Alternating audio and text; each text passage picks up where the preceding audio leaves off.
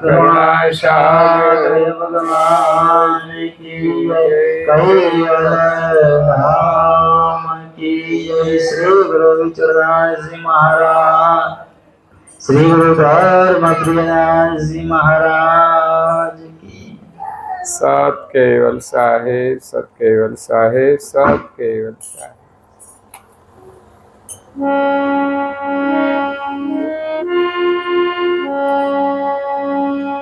ત્રાહે ત્રાહે પોકારું છું પતિ કો, સુનો ધણી અરજીએ દુઃખ સતી। ઓય પતિવ્રતા તો પતિને લાજ, વિઠંડીને સુખ ન મળે સવાજ। પ્રાય ભક્તજનો, જ્ઞાન સંપ્રદાયના અધ્યસ્થાપક, અનંત બ્રહ્માંડાધીશ, વિશ્વનિયંતા, સકર્તા સતકૈવલના મહાદ સજાણ જાણ અલૌકિક દિવ્ય સ્વરૂપને અનેક ન્યાયો દ્વારા પ્રત્યક્ષ પ્રમાણથી, સ્વ અનુભવથી પ્રતિપાદન કરી આપનાર અનંત અંશોના તારણહાર, પરમ મોક્ષના દાતા, કૈવલ ધર્મ ધુરંધર, મહાન સમર્થ, પરમ શ્રેષ્ઠ, પરમ વિભૂતિવાન, પરમ દયાળુ, પરમ ગુરુ કરુણાસાગર, જગતના જીવોનું પરમ કલ્યાણ કરવા માટે 14 લોક અને 7 દ્વીપમાં પ્રગટ થયા। અને આપણું અહોભાગ્ય છે આ સગનપુરા ગામનો, કે આ ગામની અંદર પરમ ગુરુની પધરામણી થઈ, આપણા વડીલોના પણ આશીર્વાદ, જ્યાં શિક્ષણનો પણ અભાવ હતો છતાં પણ પરમ ગુરુના જ્ઞાનને સમજી અને એમના શરણમાં ગયા,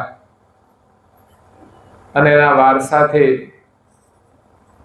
આપણને આ સંસ્કાર પ્રાપ્ત થયા છે। નહીં તો પરમ ગુરુની ઓળખ મોટા વિદ્વાનો પણ કરી શકતા નથી, એ પણ એના શરણમાં આવી શકતા નથી। એ તો જેનું સુકૃત હોય એને જ પરમ ગુરુનું શરણ મળે છે। આ સુકૃતનું મૂલ્ય કેટલું છે,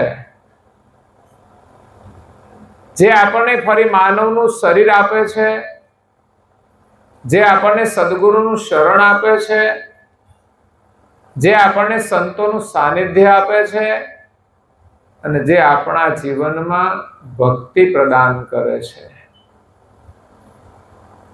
આ જગતની અંદર જે દુર્લભ વસ્તુ છે એ આપણને સુકૃતથી મળે છે। જીવનમાં સંપદા મળે કે ના મળે, પરંતુ જીવનમાં આપણાથી સારું કામ થઈ જાય ને સમજવાનું કે આપણું જીવન સફળ થઈ ગયું છે। પરમ ગુરુ કરુણાસાગર મંદિરનો આજે પાટોત્સવ છે, ને ગામ માટે ગૌરવ છે।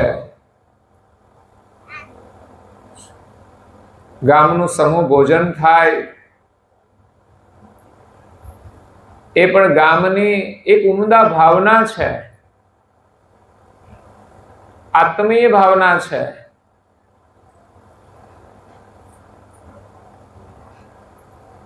અને સાથે સાથે પાટોત્સવની ઉજવણી થાય,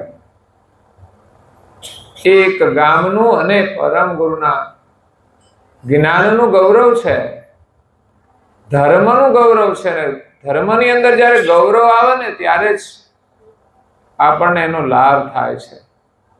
ધર્મ તો આખી દુનિયા પાળે છે, પણ જે મહાપુરુષોને એનું ગૌરવ મળ્યું છે ને એનું કલ્યાણ થઈ ગયું છે। એટલે ગુરુના જ્ઞાનનું ગૌરવ એ જ એના આશીર્વાદ છે. આપણને પોતાનું ગૌરવ હોય છે, પરિવારનું ગૌરવ હોય છે, સગા સંબંધીઓનું ગૌરવ હોય છે, એટલે તો બધું કામ છોડીને આપણે જવું પડતું હોય છે. એવું જ આપણામાં ધર્મનું ગૌરવ પણ હોવું જોઈએ. સૌથી શ્રેષ્ઠ એ ધર્મનું ગૌરવ છે. બીજા બધા કામ છોડીને આપણે ધર્મનું કાર્ય પહેલું કરવું જોઈએ.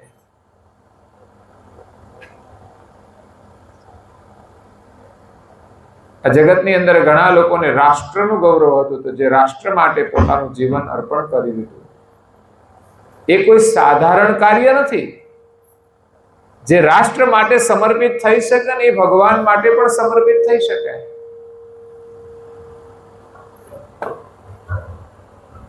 સમર્પણ મોટી વસ્તુ છે. આ દુનિયામાં જેણે જેણે સમર્પણ કર્યું છે ને, એ સમર્પણ વ્યર્થ નથી જતું.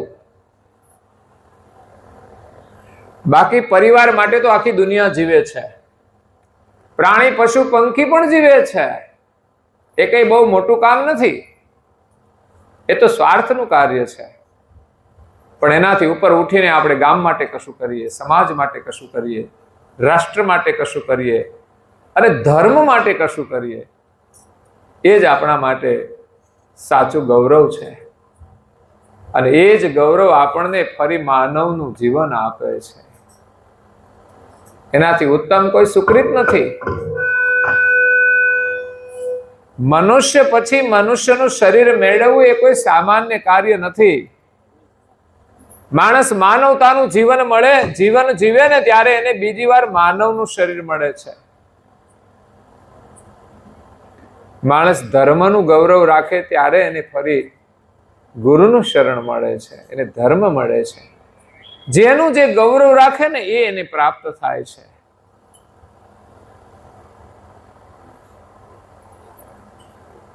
જેમ આપણે ભાથીજી મહારાજનો પાટોત્સવ ઉજવીએ છીએ ત્યારે એને યાદ કરીએ છીએ, કારણ કે એમણે ધર્મના માટે બલિદાન આપ્યું છે. તો એનું સ્થાન છે, ત્યાં લાખોની સંખ્યામાં લોકો આવે છે અને ગામડે ગામડે એના મંદિરો થયા છે. તેનું મહત્વ છે કે એને આ જગતની અંદર સમાજમાં ધર્મ માટે બલિદાન આપ્યું છે, સમાજને પ્રેરણા આપી છે. એના પ્રતીકો છે આ બધા.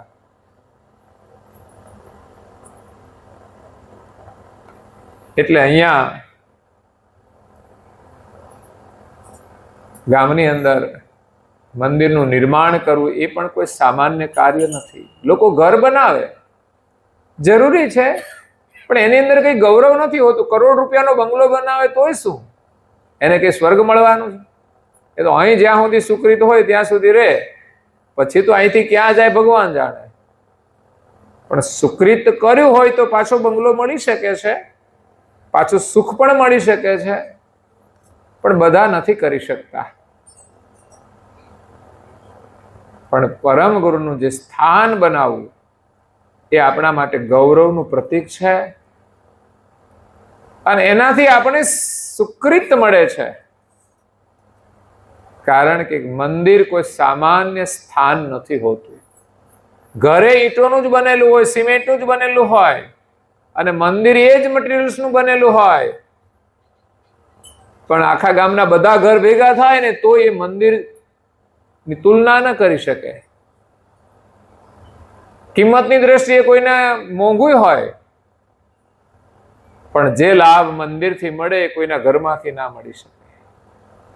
એટલો ઉત્તમ લાભ મંદિરનો છે. શું લાભ થાય છે તમને થયો જ હશે. મંદિર છે તો પહેલામાં તો દર વર્ષે આપણે પાટોત્સવની ઉજવણી કરીએ, આપણને એક ઉજવણીનો લાભ મળે છે. લોકો જન્મદિવસ ઉજવે, હવે તો આવ્યા છે તો લગ્ન દિવસ ઉજવે છે. પેલા નહોતા જોયા હતા કોઈ લગ્ન દિવસ ઉજવવાના. હવે કેમ ઉજવાય છે? ખુશીની વાત છે, એક વાર હાલ્યું એમ. લગ્ન જીવન 1 વર્ષ આવેલું એટલે ખુશીમાં ઉજવે કે આપણે નક્કી નહીં ક્યારે છૂટા પડી જાય. પેલા તો હંમેશા ખુશમાં જ હોય ને ઉજવવાનો કોઈ પ્રશ્ન જ ના હોય. હવે ઉજવવું પડે છે. એટલે પાટોત્સવની ઉજવણી, એનો ઉત્સાહ એ આપણા જીવનનો એક ઉત્તમ આનંદ છે, ઉત્તમ સુકૃત છે. બધાને ભોજન પ્રસાદી કરાવવાનું એક કાર્ય વ્યવસ્થાના રૂપમાં, સેવાના રૂપમાં મહાન છે. આપણા જ ખર્ચે આપણે કામ કરવાનું, તો આપણે જ આપણા ઘરે જમી લઈએ તો કઈ ફેર પડે? પણ એની અંદર કોઈ ઉત્સાહ નથી રહેતો. એ તો કાયમ કરીએ જ છે ને, એમાં કોઈ સેવાનો લાભ નથી મળતો. અહીંયા પાટોત્સવનું આયોજન થાય એમાં તમે જે અર્પણ કરો એ તમારી સેવા છે, અને એ જે ભોજન કરો એ પ્રસાદ છે. ઘરમાં તો આપણે ખાઈએ છીએ, ખાવાનું કામ તો પ્રાણી પશુ પંખી બધા કરે જ છે ને, પણ પ્રસાદ તો કોઈને જ મળે છે. ભક્તિ ભાવથી જે નિર્માણ થાય એને પ્રસાદ કહેવાય. ઘરે બનાવો તો બની શકે, પણ બધા નથી બનાવી શકતા ને. પ્રસાદ ખાધા પછી પણ પછી કઈ ખાવાની જરૂર પડે? પણ આપણે તો પાછી પડે બજારે જઈને, તો સમજવાનું હજુ પ્રસાદ મળ્યો નથી. જે દિવસે પ્રસાદ મળશે ને તે દિવસે તમારે જરૂર નહીં પડે. ખાધા પછી ખાવાની કઈ જરૂર પડે? તમે પૂરું જમી લીધા પછી એક રોટલી લાવે ને તો તમે કે ના હવે નથી જરૂર, પણ બીજું કંઈક પાછું જરૂર પડે છે.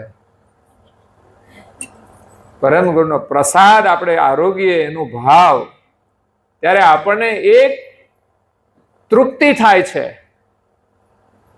ભોજન ખાઈએ એટલે મનથી શરીરને તો તૃપ્તિ થાય છે, શરીરને તૃપ્તિ થાય, પણ મન તૃપ્ત થઈ જાય. પ્રસાદ આરોગ્ય, મન આપણું પ્રસન્ન થઈ જાય. એનો આનંદ કઈ જુદો છે. એ વ્યસન પણ છોડાવી દે અને ભોગ પણ છોડાવી દે. ભોગ વૃત્તિ છે ને, ખાવામાં આપણી ભોગ વૃત્તિ છે. જ્યાં ત્યાં ગમે તે ખાવું એ શું છે? ભોગ વૃત્તિ છે. જ્યારે વિવેકથી જમવાનું હોય, યોગ્ય વસ્તુ જમવાની હોય, જોઈએ તેટલું જમવાનું હોય, હકનું જમવાનું હોય, એ ભોજન પ્રસાદ છે. એટલે ભોજન આપણે એવું કરીએ કે આપણી ભોગવૃત્તિ છૂટી જાય. તો પરમ ગુરુને જ્યારે ધરાવીએ ને, એ આપણા માટે પ્રસાદ બની જાય છે, મહાપ્રસાદ છે. અને અહીંયા સત્સંગનું પણ આપણને એક ભોજન મળે છે. એ પણ પ્રસાદ છે. કથા એ પણ પ્રસાદ છે. કથા સાંભળવાથી પણ ભોગવૃત્તિનું શમન થાય છે. એટલે મંદિર કોઈ સાધારણ નથી. એટલે તો પરમ ગુરુની હયાતીથી આ પરંપરા સ્થાપિત થઈ છે. નહીં તો આ દુનિયામાં મૂર્તિ પૂજાનો વિરોધ કરનારા પણ છે, મૂર્તિને જડ પણ માને છે. ઘણા જ્ઞાની પુરુષોએ લખ્યું છે કે મૂર્તિ તો જડ છે, તમે ચેતનની પૂજા કરો.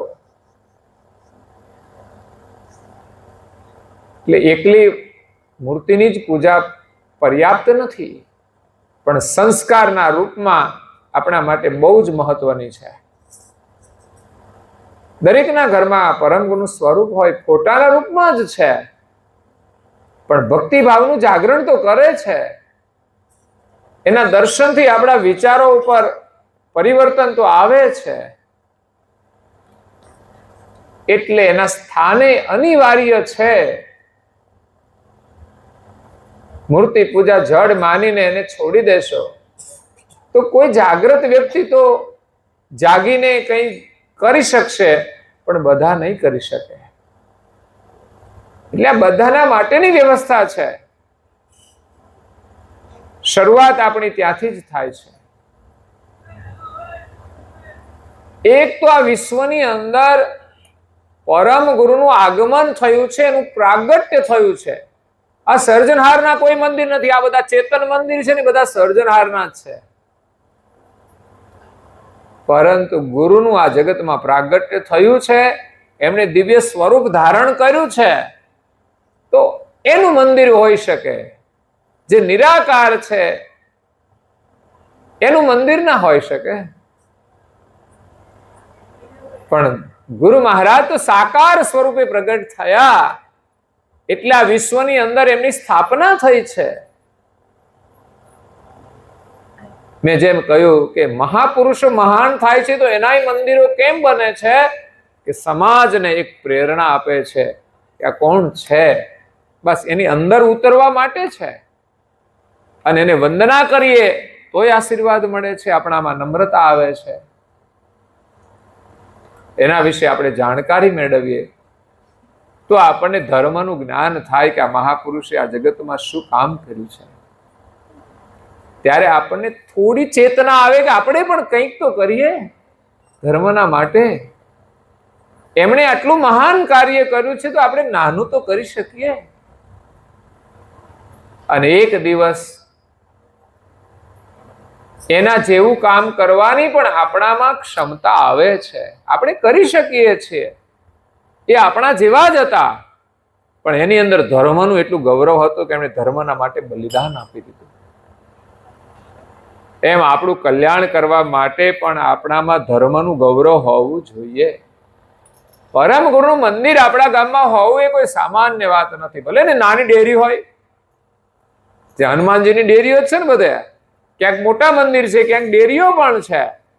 તો મોટા મંદિરમાં જે કામ કરે ને એ ડેરી વાળા કામ કરે, એટલું જ કામ કરે. બસ જરૂર છે તમારી શ્રદ્ધાની. શ્રદ્ધા ના હોય તો મોટા મંદિરમાં કામ ના થાય, અને શ્રદ્ધા હોય તો નાની ડેરી વાળો પણ મહાન કાર્ય કરશે. બધી જગ્યાએ છે તો એક જ ને, જે છે એ જ કામ કરે છે, પણ એની સાથે કામ આપણી આસ્થા કરે છે.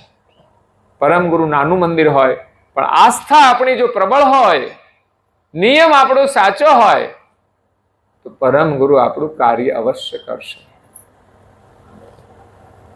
એટલે પરમ ગુરુની સ્થાપના એ આપણા માટે આશીર્વાદ રૂપ છે કે આ વિશ્વની અંદર પરમ ગુરુ પ્રગટ થયા છે. આપણા ગામમાં કોઈ અજાણ્યા લોકો આવે, એ પૂછ્યા કોનું મંદિર છે, તો ત્યાં એની ઉપસ્થિતિ આવી જાય, પ્રાગટ્ય થઈ જાય કે આ કરુણા સાગરનું મંદિર છે. કોણ છે? ત્યારે એના ભીતરમાં જવાય છે. મંદિર એ માત્ર સામાન્ય મંદિર નથી, એ પરમ ગુરુની એક ગામડે ગામડે પહેચાન છે. મંદિરના માધ્યમથી આપણને ઘણો બધો લાભ થાય છે. એકડે એકથી આપણી શરૂઆત થાય છે. આપણી શ્રદ્ધાની એક કસોટી પણ થાય છે.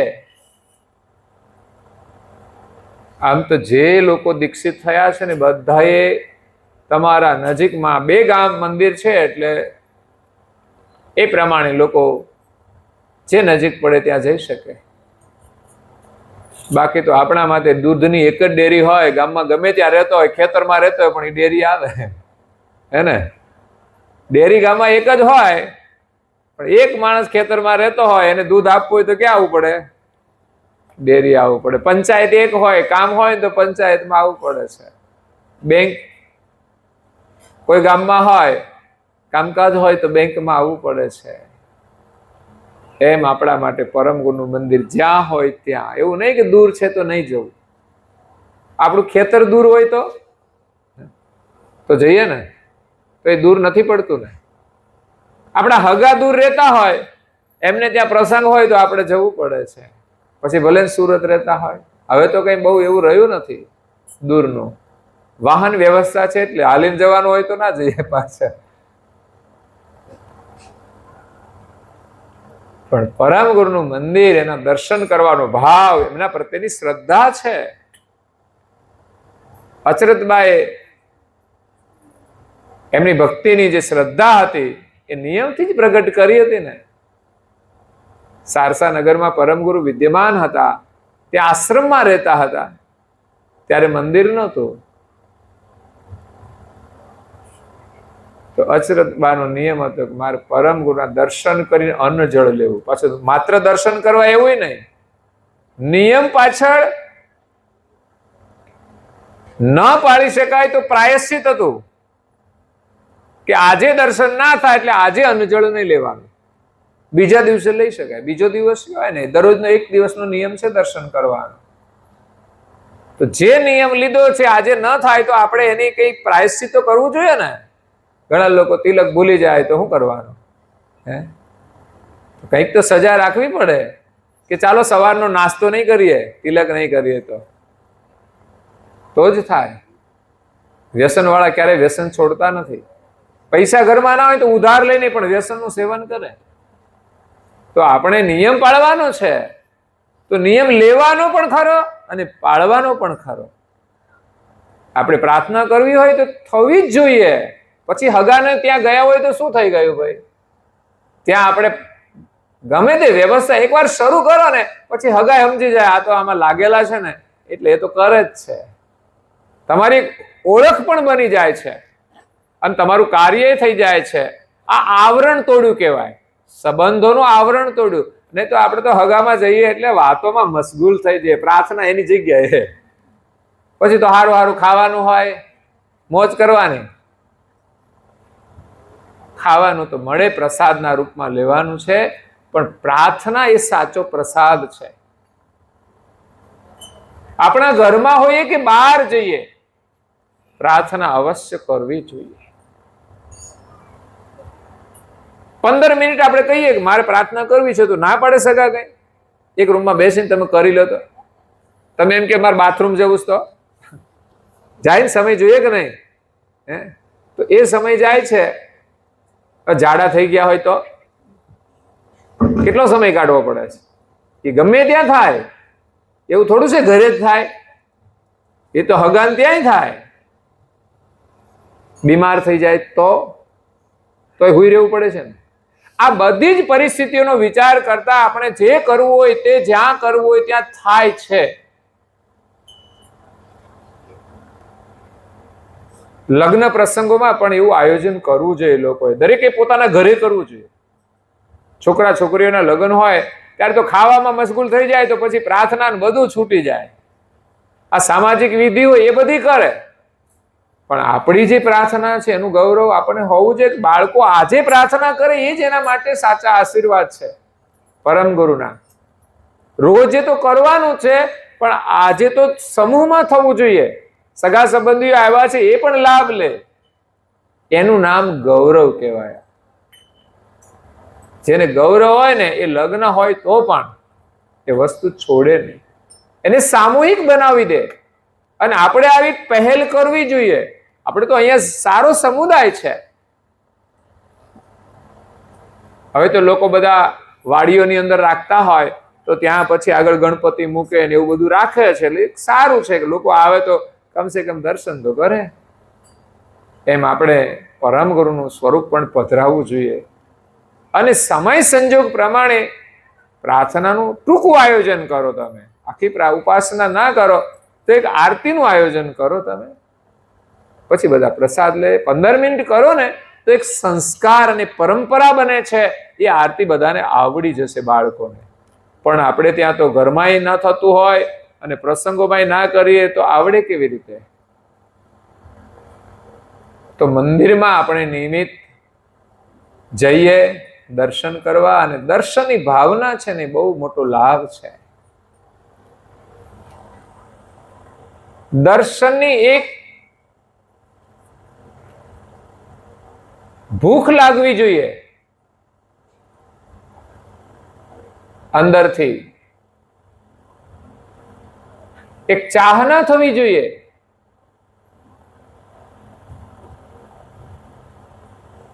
ત્યારે આપણને સાચો લાભ મળે છે. પરમ ગુરુના દર્શન વિના તમને ચેન ના પડે. એક નિયમ લીધો કે મંદિરમાં મારે દર્શન કરવા જવું છે. જઈએ તો શું, ના જઈએ તો શું, એમાં તો કોઈનામાં ફરક નહીં પડે. એવા ભાવ કે એવા વિચાર હશે તો આપણામાં કોઈ ફરક નહીં પડે.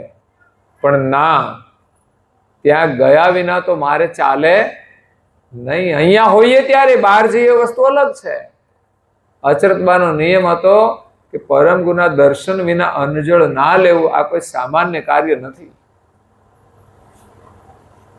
એટલે મંદિર બનાવવામાં ઘણી મહેનત પડી છે. એ અઘરું છે. સામાન્ય પરિસ્થિતિ હોય એમાં મંદિરનું નિર્માણ કરવું એ અઘરું કામ હોય છે. પણ છતાંય તમે લોકોએ શ્રદ્ધાથી કર્યું છે એ ગૌરવનું કાર્ય છે. અને થઈ ગયા પછી પણ આપણે જવાનું એ પણ એટલું જ મહત્વપૂર્ણ છે. મંદિર હોય તે પાટોત્સવ ઉજવાય, સાથે સાથે પૂર્ણિમા પણ ઉજવાય. કે પૂર્ણિમાના દિવસે આપણે બને એટલા વધુમાં વધુ લોકો એક દિવસ વહેલા આવીને, કામકાજ હોય તો વહેલા આવીને પણ મંદિરે જવું, ઉપાસનામાં હાજરી આપવી. પૂર્ણિમાના દિવસે સંભવ તો હાજરી આપવા પ્રયાસ કરો. હું તો કહું છું 50% કામ હોય, 50% લોકો આવી શકે એવાય હોય છે, તો પણ ઘણી સંખ્યા થાય. એટલે પૂર્ણિમાનું વ્રત છે, આપણે સમૂહમાં પ્રાર્થના, ઉપાસના અને રાત્રે પાછું ભજન કીર્તન, એવો તો સમય અનુકૂળ રહે જ છે રાતનો. આમ તો પ્રાસંગિક રીતે તો ભજનો ચાલ્યા જ કરતા હોય. ઘણી વાર ફોટા આવે છે, જોગેન્દ્રભાઈ વળી મોકલી દે તો ખબર પડે કે ભજન છે ક્યાંક. એ પણ આપણે એક નિમિત્ત બનાવ્યું છે. કોઈને ત્યાં પ્રસંગનું નિમિત્ત, એને ત્યાં ભજન કરવું, સત્સંગ કરવો, એના માધ્યમથી આપણને લાભ મળે છે. અને જ્યારે કરીએ ત્યારે શ્રદ્ધા અને પ્રેમથી કરીએ. એવું નહીં કે ચાલો ઘરે જવું છે. અહીંયા તો બધા મોડા સુધી 12 વાગ્યા સુધી ગાવાના હોય તો પછી ચિંતા નહીં હવાની. હવાનું કામ તો તોય થાય જ છે ને એ જ સમય. પણ આજે નિમિત્ત છે, પરમ ગુરુનો પાટોત્સવ છે, એનો સ્થાપના દિવસ છે. એ આ ગામ માટે મહત્વનું એ છે કે સૌપ્રથમ 2008માં પેલું મંદિર બન્યું ને, એની સ્થાપના કરી છે ને. એવું મેં પૂછ્યું તો કે 2008માં થઈ, પછી ફેરફાર હોય તો ખબર નહીં. તો એ સમયે તો પેલું જ મંદિર હતું ને પરમ ગુરુનું. તો એટલે આપણા દેશની અંદર, રાજ્યની અંદર તો પરમ ગુરુ પ્રગટ થયા ચેતન સ્વરૂપે, પણ પછી જ્યાં જ્યાં મંદિરોનું નિર્માણ થયું અને સ્થાપના થઈ, એના ગામની અંદર પરમ ગુરુનું હંમેશા પ્રાગટ્ય છે. એટલે સમજવાનું કે આપણા ગામની અંદર પરમ ગુરુ બિરાજમાન છે, એક મંદિરના સ્વરૂપમાં. બીજું, આપણા ઘરમાં પણ એની સ્થાપના હોય છે. આપણે દીક્ષા લઈએ તો આપણા હૃદયમાં પણ એની સ્થાપના હોય છે. એટલે દીક્ષા લઈએ ત્યારે પેલા હૃદયની અંદર સ્થાપના થાય, પછી આપણા ઘરમાં આપણી સ્થાપના હોય. પરંપરાથી હોય તો આશીર્વાદ છે પરમ ગુરુના, નહીં તો જ્યારે ત્યારે આપણા જીવનમાં પણ એક પરમ ગુરુની સ્થાપના, એનું પ્રાગટ્ય થાય છે. દીક્ષા એક પ્રાગટ્ય છે.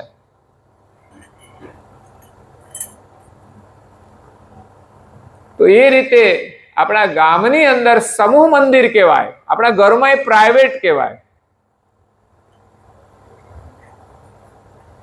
આપણા ઘરમાં મંદિર હોય તો પાડોશી દર્શન કરવા ના આવે, એનો નિયમ ના લે કે મારે તો તમારા ઘરમાં રોજ દર્શન કરવા આવવું છે. તો ચોર હોય નિયમ લઈ લે કે મારે તમારા ઘરમાં દર્શન કરવા આવવું છે. કઈક કોક દિવસ લાભ મળી જાય. પણ મંદિર છે ને, મંદિર, એમાં દર્શનનો નિયમ બધા જ આવી શકે. એમાંય ચોર ઘણી વાર આવતા હોય છે મોટા મંદિરોમાં. અમારે ત્યાં હમણાં હાથ ફેરો કરી ગયા હતા. એટલે સાવધાની જરૂરી હોય છે. પણ ઘણી વાર ગામડાઓની તો અંદર કેવું હોય છે, બહુ એટલું બધું જોખમ નથી હોતું. એને ઘરને તાળા મારવાની જરૂર ના પડે, એમાં મંદિરમાંથી શું લઈ જાય. પરંતુ જ્યાં કઈ જોખમ હોય ત્યાં બધું થતું હોય છે. એટલે મંદિરનો મહિમા આપણી એક સંસ્કૃતિ છે ભારતની. તમે જુઓ તો જૂના કેટલાય મંદિરો છે. તમે જો મંદિરોમાં ભીડો કેટલી થાય છે. બાકી જ્ઞાન માર્ગે જાય તો એમ કહેવામાં આવે છે કે મંદિરમાં ભગવાન નથી. આખી દુનિયા ફરો તોય ભગવાન તમને મંદિરમાંથી નહીં મળે. પણ મંદિર એક પ્રેરણાનું સ્થાન છે, મંદિર એ પરમ ગુરુની એક ઓળખ આપે છે. મંદિર એક આસ્થાનું કેન્દ્ર છે.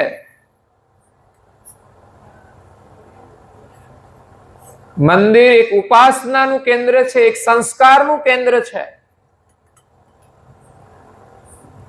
ઘણા સામૂહિક કાર્યો કરવા માટે મોટા સ્થાન જોઈએ. જેમ આજે આપણે અઠવાડિયા પહેલા જ બાળકો માટે શિબિરનું આયોજન કર્યું.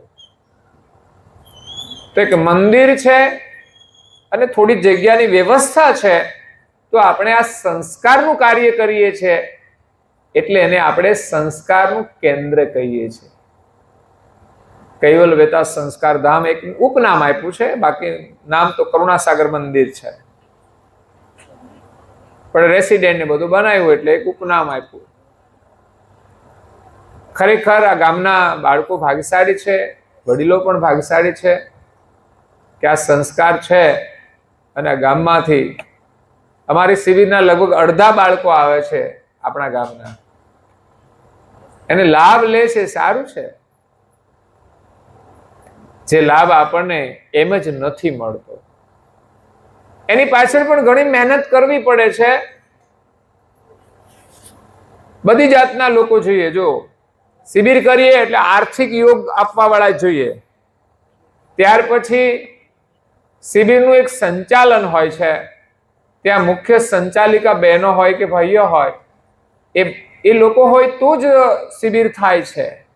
ત્રીજા નંબરમાં રસોઈ વિભાગની સેવા બહેનો આપે છે, ત્યાં સફાઈ બધું જ, તો એ પણ એક માધ્યમ છે.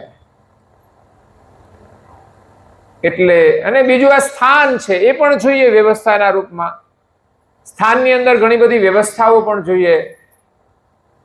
તો કેટલું બધું હોય ત્યારે આ કામ થાય છે. એટલે જે સ્થાનો છે એ મહત્વપૂર્ણ છે, એ જડ નથી હોતા. એની અંદર જો કાર્ય કરવામાં આવે તો એની અંદર ચેતના છે. તમે આવો તો ચેતના છે, ન આવો તો કઈ નથી. બાકી તો જે મંદિર પડ્યા હોય ને કઈ કરે નહીં તો જડ જ રહેવાના છે. પણ કરુણાસાગર બાપજી આ વિશ્વમાં પ્રગટ થયા છે, એની એક ચેતના છે કે જ્યાં બિરાજે એનો કોઈ ને કોઈ આસ્થા વાળો ભક્ત એના દર્શન કરવા માટે આવે છે. આપણે ઘણી વાર ભારતમાં ફરીએ ને કે બીજા રાજ્યમાં ફરીએ, ત્યાં ક્યાંય પરમ ગુરુના દર્શન ઓછા જોવા મળે, પણ ક્યાંક જો જોવા મળે ને તો આપણું મન ખુશ થઈ જાય. ભલે ફોટાના રૂપમાં હોય, એક મૂર્તિના રૂપમાં. એક હરિદ્વારની અંદર એક જગ્યા છે, ત્યાં બધા ધર્મના બધું વસ્તુઓ મૂકેલી છે, તો ત્યાં પરમ ગુરુની મૂર્તિ પણ એક છે, નાની એવી. તો એને પરંપરાની ખબર હોય, એને સંપર્કમાં હોય, એટલે એમને થયું કે ભાઈ આ પણ મૂકીએ આપણે. તો બધે ફરતા ફરતા જયારે પરમ ગુરુના દર્શન કોઈ એવી જગ્યાએ થાય કે જ્યાં કોઈ માનતા ના હોય, પણ એક બધા ધર્મોનો આદર કરીને એને ત્યાં પધરાવ્યા હોય, આપણું મન એક ખુશ થઈ જાય. અને પરમ ગુરુનો મહિમા તો આ વિશ્વની અંદર બધી જગ્યાએ છે, પણ જે લોકો જાણે એને ખબર પડે. એટલે મંદિર આપણા માટે તો રાજમહેલ છે. મારી દ્રષ્ટિએ જો ભાવનાત્મક રીતે મૂલ્યાંકન કરીએ તો રોજ દર્શન કરવા શ્રદ્ધાથી આવવું જ જોઈએ. એ જ માનવ જન્મ આપશે, આપણને યાદ રાખજો. બાકી કામ તો બધાને હોય છે, અને ભગવાને કામે આપ્યું છે એટલો જ સમય કામ કરવાનું છે. જો તમારી પાસે થોડું છે તોય તમે આનંદથી જીવો છો, અને તમારાથી વધારે આપ્યું છે એને લોકોને ટાઈમ નથી મળતો. બોલો કે જાજુ આપ્યું છે તો જાજી માયા છે, જાજી લાલસાઓ છે, જાજા સાધનો જોઈએ છે. એ તો બધા વધારાના જ હોય છે, પણ સમય બરબાદ કરે છે, વિચારતા નથી. અને બધું ભેગું કરે ને ભગવાન માટે સમય ના કાઢે તો પછી આ બધું છૂટી જાય ને પછી માનવનું શરીર નથી મળતું. પરંતુ સામાન્ય પરિસ્થિતિમાં એ લોકો ભગવાનનું નામ લે છે અને સમય કાઢે છે, એને ફરી માનવનું જીવન મળે છે. આ ઉત્તમ માનવ દેહ છે, કોઈ સામાન્ય નથી. એનો આદર કરજો. ગમે તે ખાઈને બગાડતા નહીં. અને સમય હોય તો નવરા બેસી ના રહેતા. આ દુનિયામાં નિવૃત્ત લોકો છે ને, એના માટે કઈ કામ ભગવાને આપ્યું છે, એ કરી શકે એવું. એમની પાસે જે અનુભવો છે. પછી ઘરની અંદર નાના બાલ મંદિરો હોય, એમને સંસ્કાર આપવાનું કાર્ય આપણા વડીલોનું કર્તવ્ય હોય છે. એટલે આપણે કંઈક ને કંઈક માધ્યમથી ભગવત સ્મરણ કરવાનું છે. શરીર ચાલે ત્યાં સુધી શરીરથી કરો, પણ શરીર ન ચાલે ને તે દિવસે તમે મનથી પણ કરી શકો છો. આવો રૂડો મને ખ્યાય અવતાર, હે ઉતરવા ભવ પાર, જન્મીને તમે શું કર્યું રે. તુલસીદાસ મહારાજનું ભજન છે. મારા લાડવેલના ભજન મંડળ વાળા ગાય છે, બહુ સરસ રાગ ગાય છે. આવો રૂડો મનખ્યા અવતાર. કેવો રૂડો! પછી એવું નહીં કે રૂપાળું શરીર એને જ રૂડું કહેવાય. માનું શરીર જ સુંદર છે, એની યોગ્યતા સુંદર છે. પછી ક્યાંય પણ જન્મ થાય, આવો રૂડો મનખ્યા અવતાર. ઉતરવા ભવ પાર, ભવ પાર કરવા માટે આ મળ્યો છે. દુનિયામાં ગમે ત્યાં આપણો જન્મ થાય, પણ આવું સુંદર શરીર આપણને મળ્યું છે. ઉત્તમ શરીર મળ્યું છે. ઉત્તમ તો બધાનું શરીર છે, અને સુંદર પણ છે. હો, સુંદર છે. કેવી રીતે સુંદર? બ્યુટી પાર્લર વાળી સુંદરતાની વાત નથી.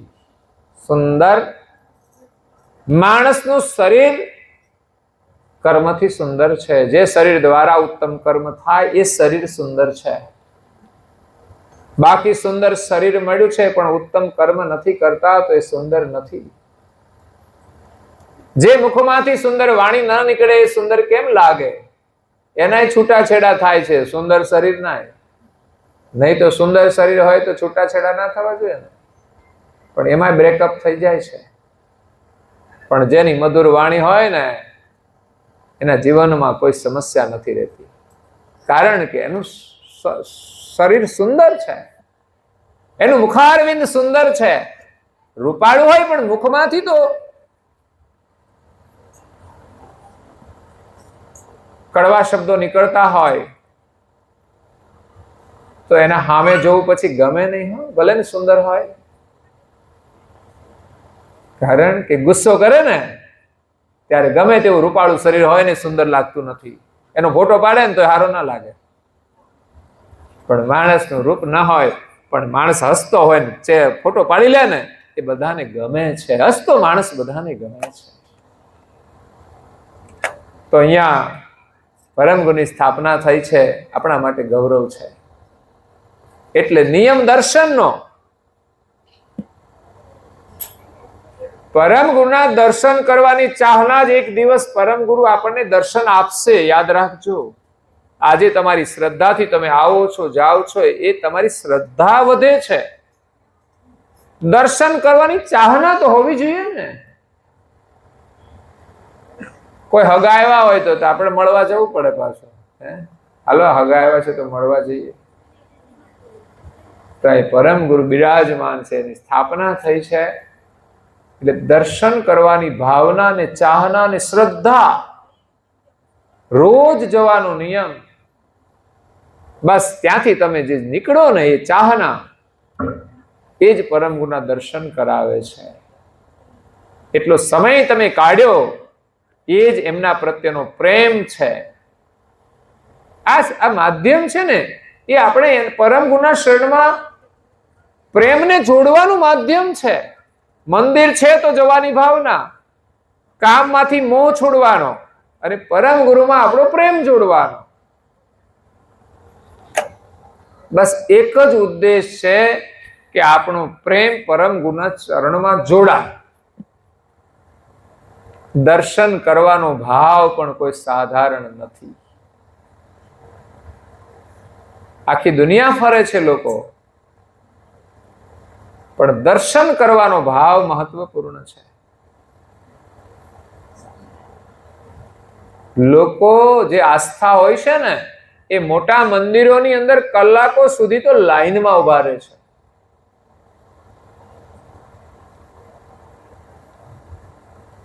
દર્શન માટે. દર્શન તો માત્ર 15 સેકન્ડ જ ઉભા રહેવા દે, બસ દર્શન કરીને નીકળી જાઓ. પણ એના માટે તમે લાઈનમાં ઉભા રહ્યા છો, એ તમારી તપશ્ચર્યા છે, એ તમારી નિષ્ઠા છે કે પરમ ગુરુ દર્શન આપે તો આપણે કદાચ ઉભા રહેવું પડે તો ઉભા રહીશું. રઘુરામ મહારાજે 12 વર્ષ સુધી તપ કર્યું.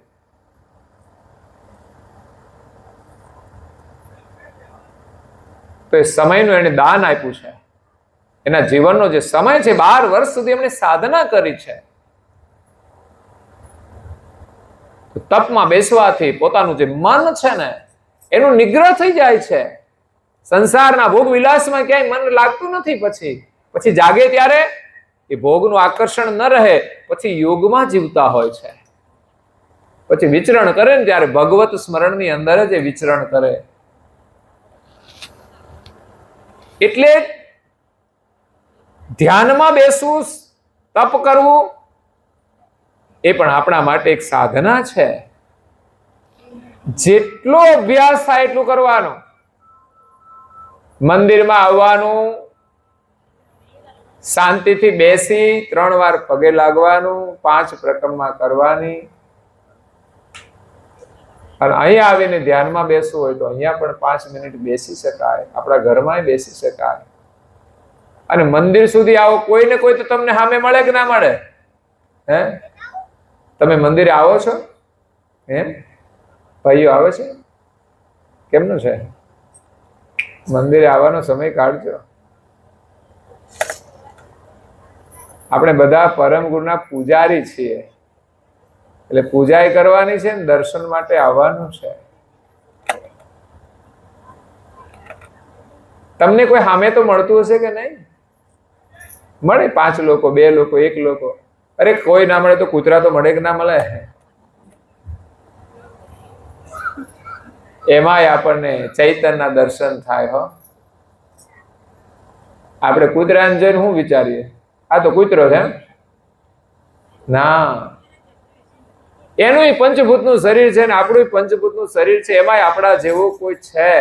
એ કર્મને આધીન ત્યાં આવ્યો છે. આપણે વિચારવાનું કે આપણે આમાં ન જવું હોય તો સાવધાનીથી રહેવાનું, કોઈ ભસવાનું નહીં, ભાષા હારી રાખવાની, નહીં તો કૂતરા થવું પડે. જોયું? તરત જ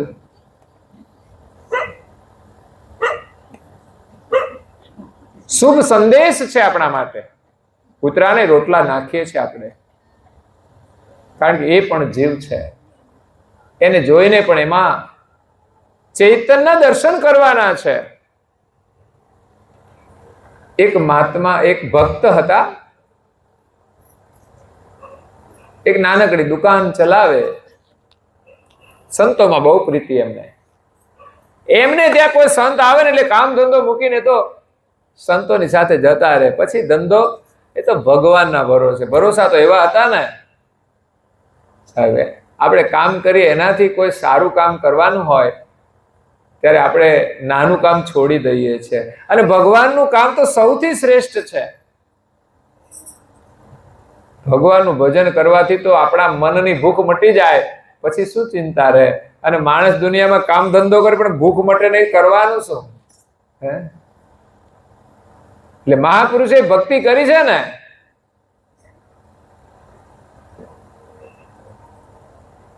એમની ભૂખ મટી ગઈ છે. એટલે પછી એને વધારે કામે નથી કરવું પડ્યું. અને જ્યાં જરૂર પડી ત્યાં ભગવાને એના કામો કર્યા છે. પણ કસોટી આવે, આપણે કામ કરવા માટે ભક્તિ નથી કરવાની. એને કોઈ ઈરાદો નથી કે મારે આ મારું કામ કરવું છે, હું ભક્તિ કરું મારું કામ કરે. એવું તો કેટલાની શ્રદ્ધાઓ ડગી ગઈ. જે બદલાની ભાવનાથી કરે ને એમાં શ્રદ્ધા ટકે નહીં. કે હું આટલું કરું ને મને ભગવાન આટલું આપી દે. તું કરીશ એનું ફળ તો મળશે, પણ ક્યારે મળશે કહી શકાય નહીં. પરંતુ જેને ભગવાનમાં માત્ર ભરોસો છે ને, એની જરૂર પડી ને તો એની કામ કર્યા છે. અચરતબાનું કામ કર્યું ને કે ના કર્યું?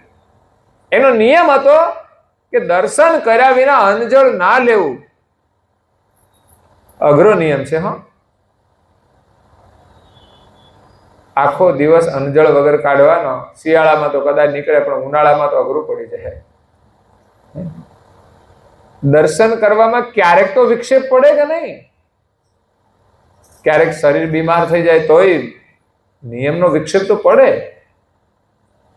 અને આપણી ભાવના હોય, બધી જ અનુકૂળતા હોય, પણ ચૌદસિયા ઘણા ઉભા થઈ જાય તોય વિક્ષેપ પડે. અને ઘણી વાર તો ઘરમાં જ લોકો વિરોધ કરનારા થઈ જાય છે. એક છોકરી આવી હતી હમણાં મંદિરે દર્શન માટે. એ પાંડવા એક કાર્યક્રમ હતો ગુરુજીનો, તો બધા આવ્યા હશે સત્સંગમાં. પછી જેઠોલી થઈને નીકળ્યા, એટલે કે દર્શન કરતા જઈએ, મળતા જઈએ. પછી જતા જતા એક દીકરીએ વાત કરી મને. એની બહુ શ્રદ્ધા છે પરમ ગુરુમાં, કારણ કે બાળપણથી જ પરિવારની અંદર આ સંસ્કાર મળ્યા. એટલે પરમ ગુરુનું બધું કરે, ઉપાસના કરે, તિલક કરે, મંત્ર જપ ધ્યાન કરે. એટલે દીકરી હતી એટલે એમના ઘરમાં બધું કરતી, એટલે સાસરે ગઈ તો ત્યાં પણ કરે. શરૂઆતમાં તો સરસ રીતે ચાલ્યું, પણ સમય જતા એમના ઘરવાળાએ વિરોધ કર્યો હતો કે આ કશું નહીં કરવાનું. કેમ નહીં કરવાનું? કઈ ખોટું છે? ના, મન નથી ગમતું એટલે નહીં કરવાનું. લે, વિચાર કરો, આવા માણસો છે દુનિયામાં. તો અવરોધ આવ્યો ને.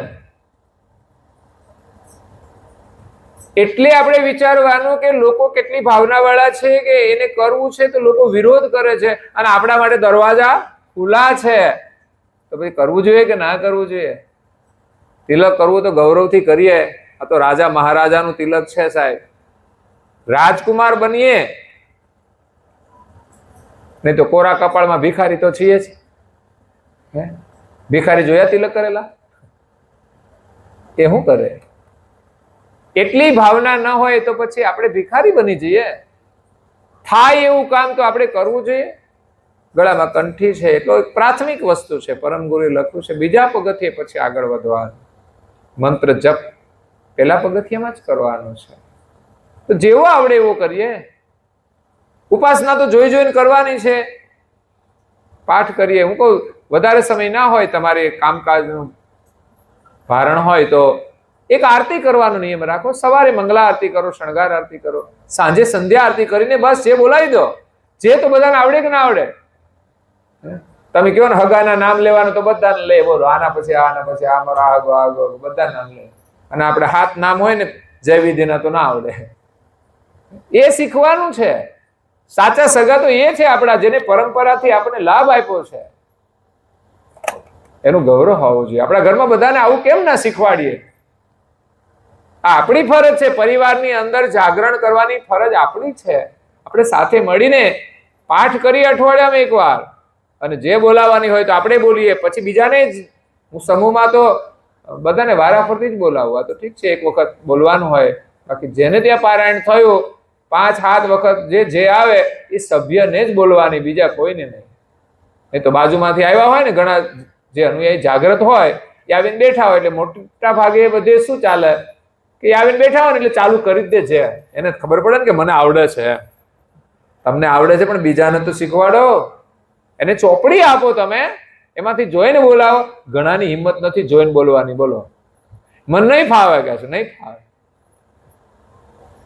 કચરો ખાતા ફાવી ગયું, એ બધું કરતા હોય પાછા, એટલે ફાવે નહીં. તકલીફ એ છે, જે ન કરવાનું હતું એ બધું કરવાનું ફાવી ગયું, અને જે કરવાનું છે એમાં તો હિંમત નથી રાખતા. એટલે જોઈને પેપર લખવાનું ના ફાવે આપણને, તો પછી આપણી શું દશા થાય?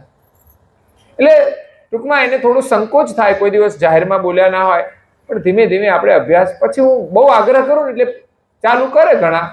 કોઈક એવા હોય કે ન કરે, પણ આ સરસ બોલે પાછા. મેં કહેલા ભાઈ આટલું સરસ તમને આવડે છે ને તમે નથી ફાવતું એવું કરીને તમે છોડી દો. એટલે આ બધું જાગરણની આવશ્યકતા છે.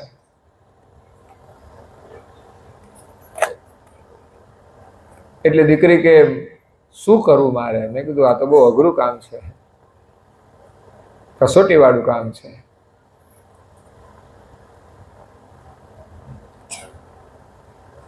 કે બાકી બધું સારું છે, સ્વભાવ ને બધું સારું છે, પણ લોકો કઈ પ્રકૃતિના હોય છે કે દીકરી ધર્મનું કાર્ય કરે છે, સારું કરે છે. મીરાએ કર્યું તો એનો વિરોધ હતો જ.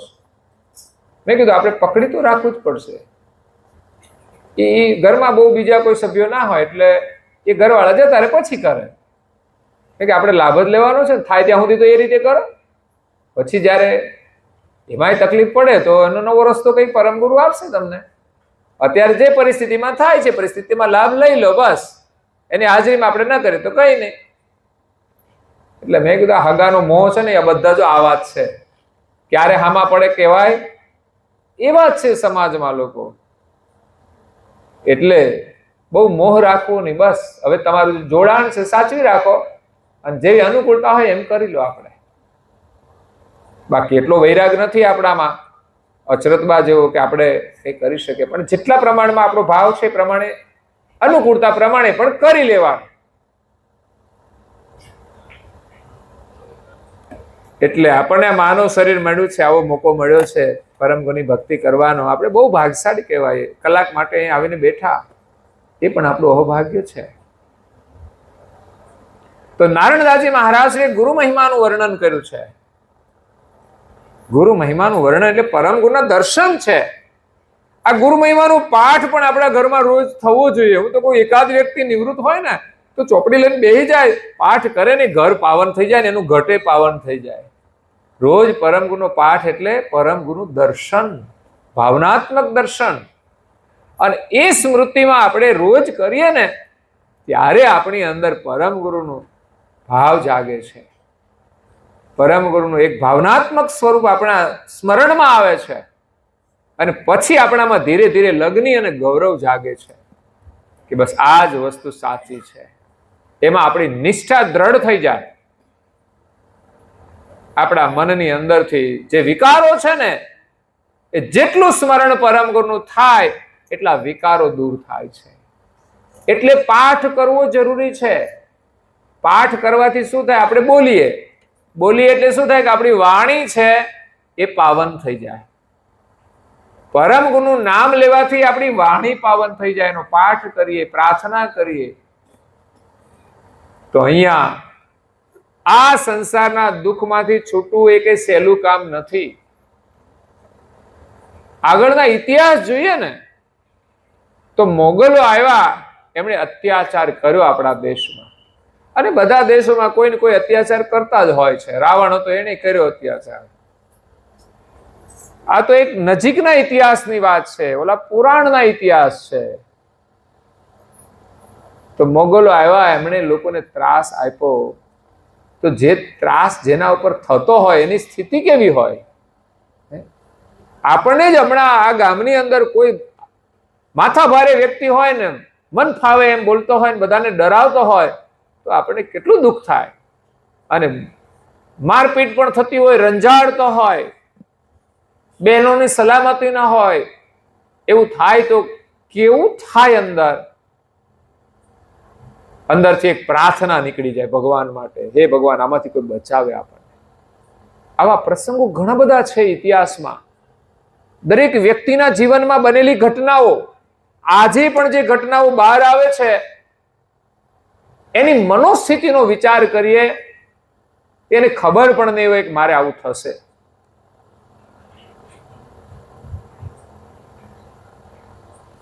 તો એમાંથી નીકળવા માટે, બચવા માટે, જ્યારે માણસ કોઈ ન હોય ને એના ઉપર અત્યાચાર થાય તો એ સમયે માનું કે અત્યારે આપણે ગાડી લઈને જઈએ છીએ રસ્તામાં, હવે કોઈ લોકોએ આપણી ગાડી રોકી દીધી અને એ તો હથિયાર સાથે આવ્યા હોય, આપણે કરીએ શું?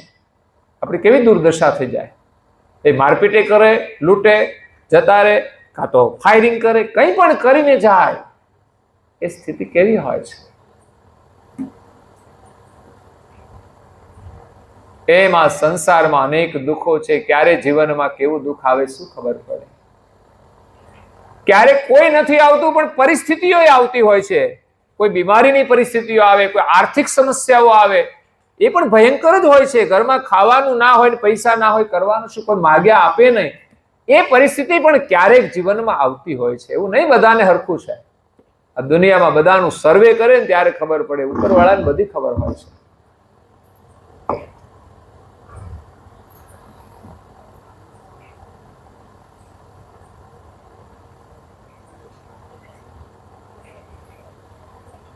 તો એ પરિસ્થિતિ માંથી આપણે બહાર નીકળવાનું છે. કાયમને માટે કોઈની આ પરિસ્થિતિ સુખની રહેતી નથી. પછી આ જન્મ હોય કે બીજા જન્મમાં, આ જન્મમાં કંઈક કર્યું છે તો પાછું મળે છે, બાકી તો છે ને બધી જ પરિસ્થિતિ આવે છે. અને આ સંસારમાં દુઃખ શું છે?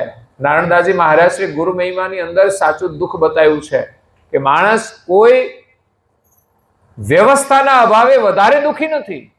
તમારે અહીંયા પરિસ્થિતિ થોડી સામાન્ય હોય તો એમાં રહેવાનો અભ્યાસ થઈ જાય ને તો કોઈ બહુ દુઃખ નથી. બસ ખાવાનું મળી જાય છે, જે આશ્રય છે તે છે, કપડાં મળી જાય છે, તો પછી બીજું કોઈ દુઃખ નથી હોતું.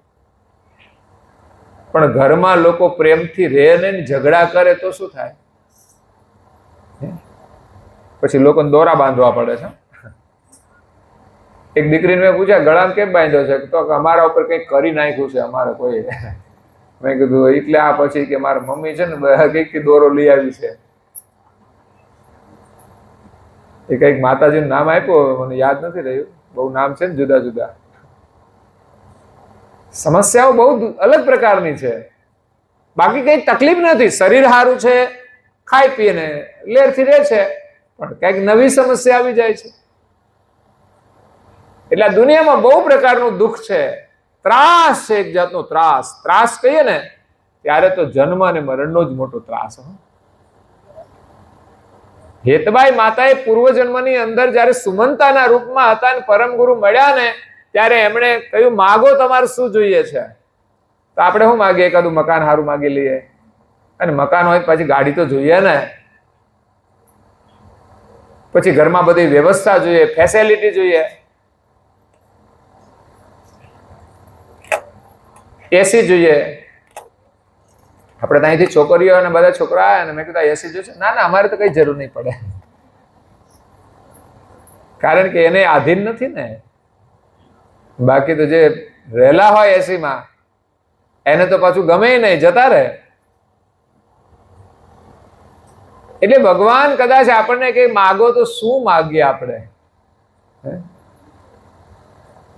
એ સુમંતા માતા શું માગે તમે જુઓ ને. એ આ બધું સુખ છોડીને તો જંગલમાં ગયા હતા, તો પછી માગે એનું?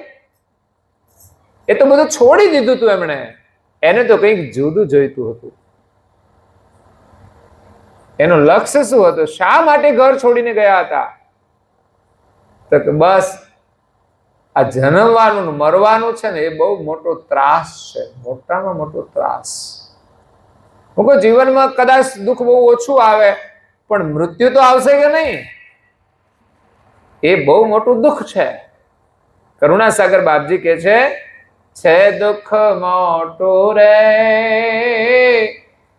સર્વને માથે મરવું,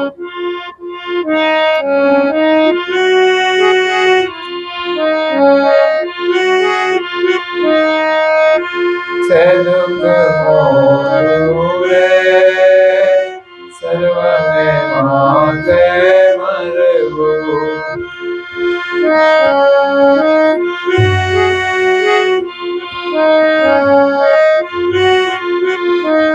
અનેક ઉપાયે રે પ્રાણી યોગ રવો, અનેક ઉપાયે રે પ્રાણી યોગ રવો, ખાવર જંગમ રે જંતુ જંતુ કેને.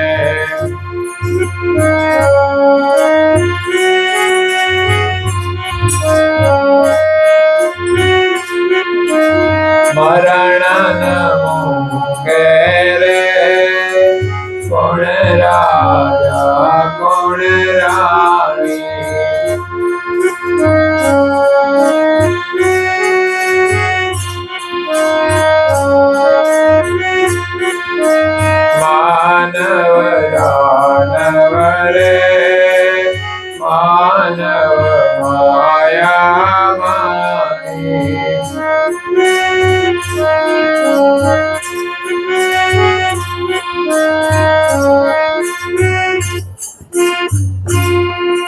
મોટામાં મોટું દુઃખ મરવાનું છે. રાજા હોય કે રંક હોય, સાધુ હોય કે કોઈ પણ ના જીવનમાં આવે છે. એના ત્રાસમાંથી છૂટવા માટે ભગવાનને પ્રાર્થના કરવાની છે. ભગવાન આમાંથી અમને છોડાવજો. એટલે બધા દુઃખોમાંથી છુટકારો મળી જશે. પછી તમે કે મારા પેટમાં દુખે છે, આમાંથી સારું કરો, પછી બીજું આવશે, પાછું તેમાંથી એ બધું થયા કરશે, સારું કરશે ભગવાન, એવું નથી. પણ મરણ તો પાછું આવીને ઊભું જ રહેશે. એ પાછું જલ્દી કામ નહીં થાય. મોત આવે ત્યારે પછી તમે કહો તમારું સારું કરી દો, તેમ ના થાય. મોટું દુઃખ છે. એના માટે તો અગાઉથી તૈયારી કરવી પડે. 5, 25, 50, 100 ની 500 ની જરૂર પડે ને તો આપણે તૈયારીમાં કોઈનું કામ કરી શકીએ. પણ તમે કહો લાખ રૂપિયાનો પ્રસંગ કરવાનો છે તો તૈયારી થઈ જાય? એ તો 1 વર્ષ, 2 વર્ષ, 5 વર્ષથી તૈયારી કરવી પડે, ત્યારે લાખ રૂપિયાનો પ્રસંગ જાય. એવી રીતે દુઃખ, મૃત્યુના દુઃખમાંથી છૂટવું હોય ને તો અગાઉથી તૈયારી કરીને આપણે ભજન કરવું પડે. એ સિવાય એમાંથી છુટકારો મળતો નથી. બાકી લાખો રૂપિયા પડ્યા હોય ને તો એમાંથી છુટકારો નથી મળતો. સત્તા હોય એમાંથી છુટકારો નથી મળતો. પરંતુ જેની પાસે ભજનની મૂડી છે એ જ એના દુઃખમાંથી છૂટી શકે છે. એટલે અહીંયા નારણદાસજી મહારાજ શ્રી ગુરુ મહિમાની અંદર જે વર્ણન કર્યું છે એ કે છે દુઃખ શાનું છે? તો કે કામ, ક્રોધ, લોભ, મોહ, ઈર્ષા, દ્વેષ, અહંકાર આ માણસને દુઃખી કરે છે. બસ આને તમે અંદરથી કાઢો. એના માટે પરમ ગુરુને રોજ પ્રાર્થના કરો. કામ, ક્રોધ, લોભ, મોહ, મચ્છર, ઈર્ષા, અભિમાન. માણસની પાસે સગવડ ને વ્યવસ્થા હોય છે પણ અહંકારથી માણસ દુઃખી છે. કોઈના પ્રત્યેની ઈર્ષાથી માણસ દુઃખી થઈ જાય. ભલે ની બહારની સગવડ ગમે તેટલી હોય, એસી હોય, બધું જ હોય, પણ જો આમાંનો કોઈ દોષ સવાર થઈ ગયો સમજવાનું. એના માટે રાત્રે ઊંઘવાનું હોય પણ સવાર થવું મુશ્કેલ થઈ જાય. એનાથી વધારે કોઈ દુઃખી માણસ નથી. એકવાર બુદ્ધની સભાની અંદર કાયમને માટે બુદ્ધ એના નિયમ પ્રમાણે આવે, સમય પ્રમાણે, અને બોધ આપવાનું શરૂ કરે. એક દિવસ તો બુદ્ધ આવી ગયા પણ બેસી જ રહ્યા, કશું બોલતા નહોતા. એટલે એક શિષ્યએ પૂછ્યું કે બનતે, આજ આપ કશું બોલતા નથી તો કેમ, તબિયત બરાબર છે? બરાબર છે. બીજા કોઈએ પૂછ્યું કે કઈ તકલીફ છે? તો કે ના ના, કઈ તકલીફ નથી.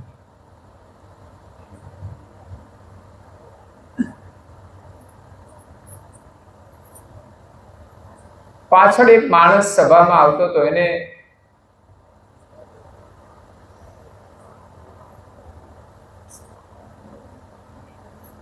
બુદ્ધ કહે છે કે એને અંદર ના આવવા દેશો,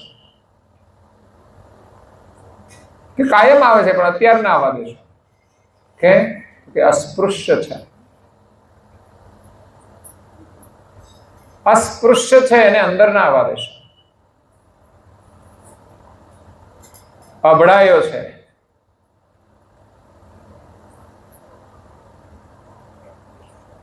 કેમ અસ્પૃશ્ય છે? આપણે તો કોઈ ભેદ છે જ નહીં અસ્પૃશ્યનો, નાના મોટાનો.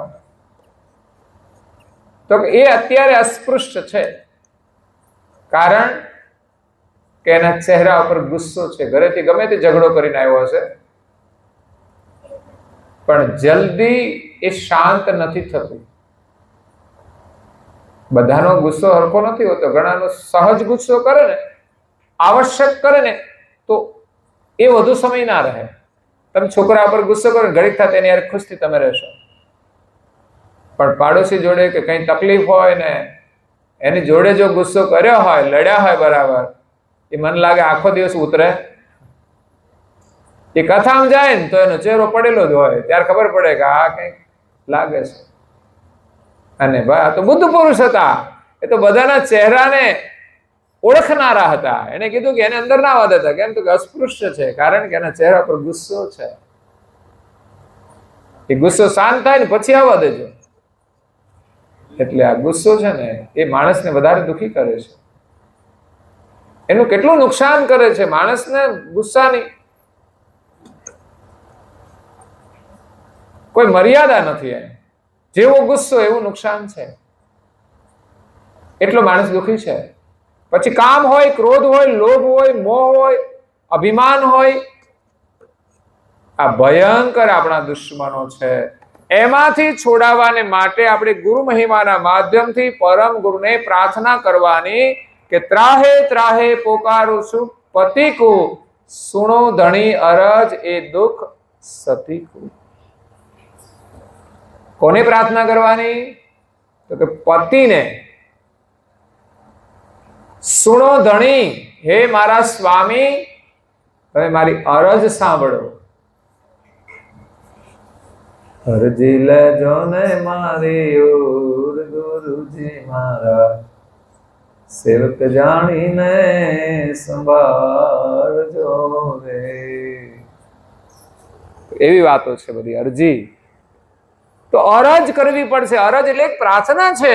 આપણે ભજન તો ગાઈએ છીએ, એની અંદર શબ્દો પણ સારા હોય છે, એ ભાવના જગાડે છે આપણામાં. એ ભજનના માધ્યમથી પણ આપણે અરજી કરી લઈએ. અરજીની અંદર રજૂઆત કરી હોય ને તો બહુ વિનમ્રતાથી હોય, વિવેકથી. સંબોધન કર્યું હોય તો પણ વિનમ્રતાનું નિવેદન હોય છે, એને અરજી કહેવાય. પણ આદેશ એ અલગ વસ્તુ હોય છે, એમાં નમ્રતા ના હોય. આદેશ આવે હુકમથી, આમ કરી નાખો, તેમ કરી નાખો, એવા આદેશ હોય કે આ તોડી પાડો. જ્યારે કંઈક કામ કરવાનું હોય ત્યારે કોઈ સાહેબ આગળ આપણે અરજી કરવાની હોય ત્યારે બહુ જ મામલતદાર સાહેબ શ્રી આગળ જે કંઈ સંબોધનો આવતા હોય માનનીય, એ બધા કરવામાં આવતા હોય છે. એમ કરુણા સાગર છે, એના આગળ આપણે અરજી કરવાની છે. એક અરજ ગુરુજી સ્વીકાર રે, આ ભવ સાગર થી તારો, મને દાસ બનાવી તમારો રે, આ ભવ સાગર થી તારો. મને માયામાંથી છોડાવો, એક તમ શરણે જોડાવો. મને માયામાંથી છોડાવો, એક તમ શરણે જોડાવો. મારું જન્મ મરણ નિવાર રે, આ ભવ સાગર થી તારો. એક અરજ ગુરુજી સ્વીકાર રે, આ ભવ સાગર થી તારો.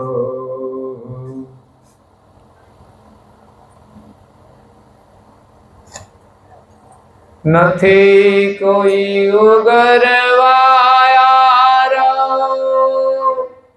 બગડો છે આજન મારો.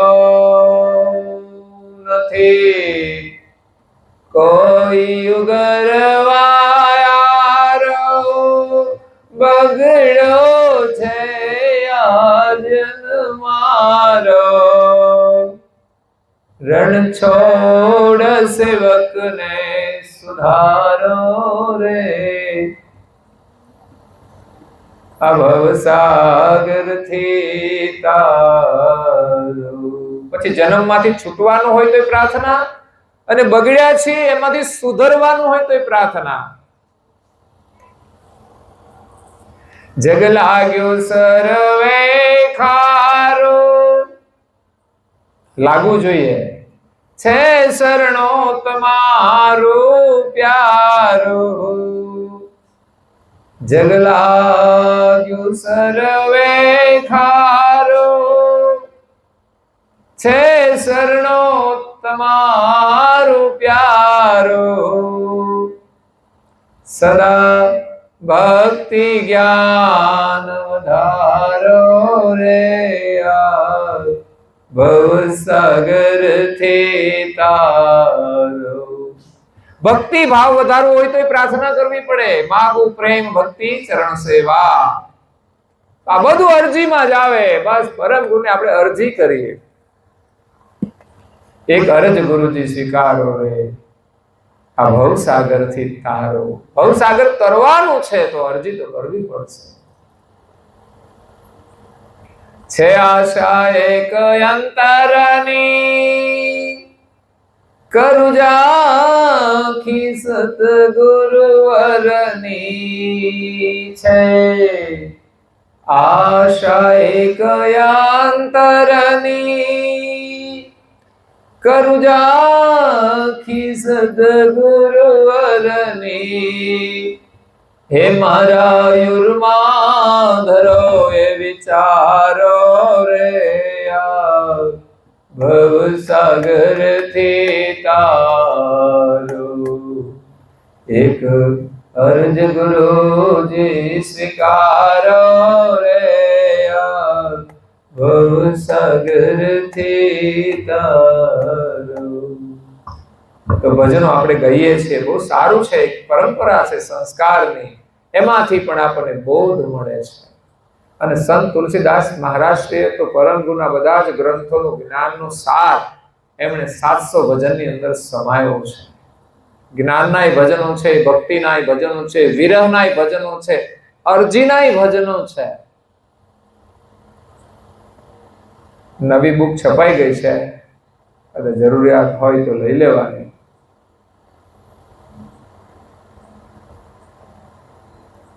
તો પરમ ગુરુને આપણે અરજી કરવાની છે કે હે પ્રભુ, અમે અહીંયા બહુ દુઃખ છે, આ દુઃખમાંથી તમે છોડાવો, માયામાંથી છોડાવો.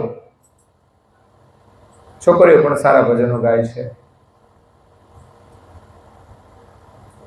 તો આ સંસ્કારની પરંપરા આપણે બસ જીવંત રાખવાની છે. પાટોત્સવ ઉજવીએ, સત્સંગનો થોડો લાભ મળે, ભજન કીર્તન કરીએ. બહેનો પણ સરસ ભજન બહુ સ્થિરતાપૂર્વક ગાય. એવું નહીં કાલો ઘરે જવું છે, ગાવું તો ગાવું, અને ખાવું તો ખાવું, જાવું તો પછી જાવ, સમય થઈ જાય જવાનું, પણ લાભ લઈને જવાનું. આ મોકો ફરી ક્યાં મળવાનો છે? કોઈ બીમાર હોય ને રાત્રે 12 વાગ્યા સુધી જાગવાનું હોય તો જાગીએ, પણ કોઈ તકલીફ નથી તો જાગવામાં શું વાંધો છે? એ તો સાચું જાગરણ છે. આ જાગરણ. અને કોઈ તકલીફ હોય ને જાગીએ, ઉજાગરો છે.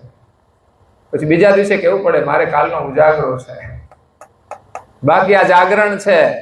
12 વાગ્યા સુધી જાગો કે 2 વાગ્યા સુધી જાગો, સવારે તકલીફ ના પડે, કોઈ તકલીફ ના પડે.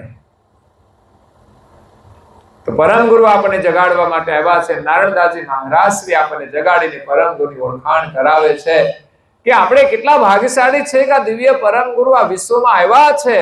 આ મોકો ફરી નહીં મળે, એનું શરણ મળ્યું છે, એ આપણું સૌભાગ્ય છે. તો પછી આપણે એની ભક્તિ કરી લેવી જોઈએ.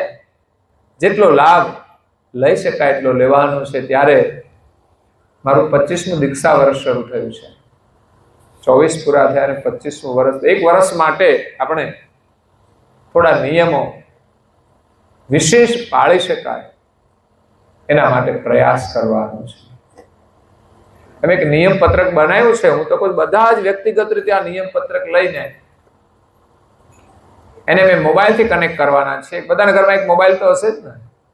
કદાચ પેલો ના હોય તો બાજુવાળાનો લઈ લેવાનો, એનામાં અંદર આવે તમારું નામ મોકલી દેવાનું લખીને.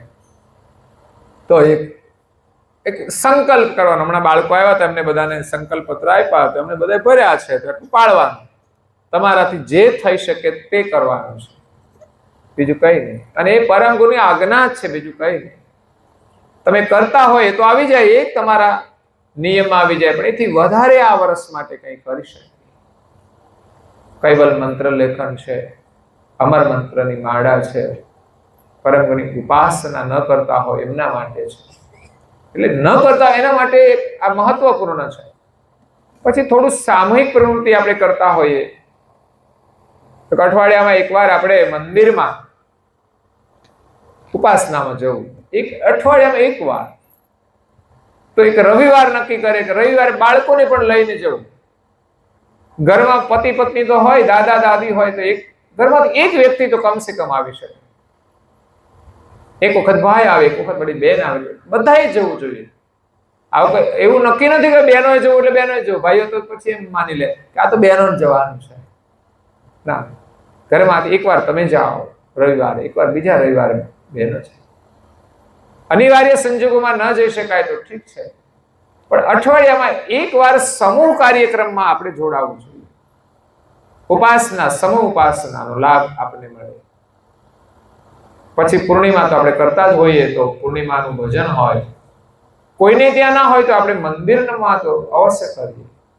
એમાં ભાઈઓ બહેનો બધા જોડાય, તે સામૂહિક પ્રવૃત્તિ છે. પછી અઠવાડિયામાં એકવાર તમારા ઘરમાં સામૂહિક પ્રવૃત્તિ કરો. આજે આપણે બધા ઘરે જ છીએ, તો આજે બધા સાથે બેસીને પ્રાર્થનાનો લાભ લઈએ.